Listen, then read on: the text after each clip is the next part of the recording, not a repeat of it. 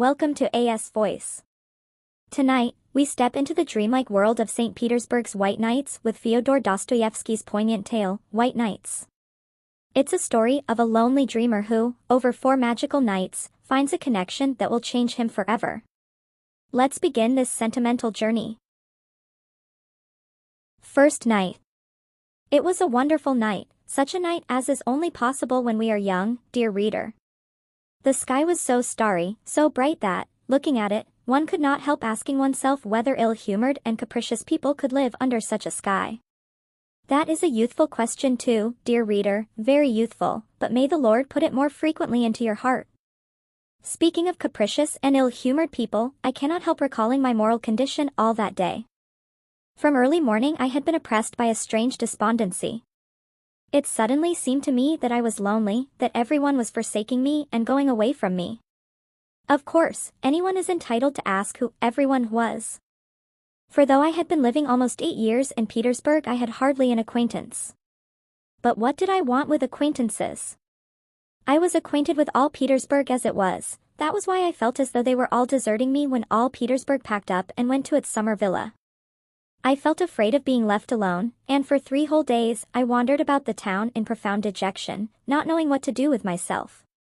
Whether I walked in the Nevsky, went to the gardens, or sauntered on the embankment, there was not one face of those I had been accustomed to meet at the same time and place all the year.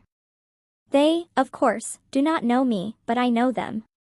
I know them intimately. I have almost made a study of their faces, and am delighted when they are gay, and downcast when they are under a cloud.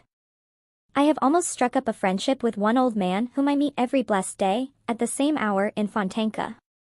Such a grave, pensive countenance, he is always whispering to himself and brandishing his left arm, while in his right hand he holds a long gnarled stick with a gold knob. He even notices me and takes a warm interest in me. If I happen not to be at a certain time in the same spot in Fontanka, I am certain he feels disappointed. That is how it is. That we almost bow to each other, especially when we are both in good humor. The other day, when we had not seen each other for 2 days and met on the 3rd, we were actually touching our hats, but, realizing in time, dropped our hands and passed each other with a look of interest. I know the houses too. As I walk along they seem to run forward in the streets to look out at me from every window, and almost to say, "Good morning. How do you do? I am quite well, thank God, and I am to have a new story in May," or, "How are you? I am being redecorated tomorrow," or, "I was almost burnt down and had such a fright," and so on.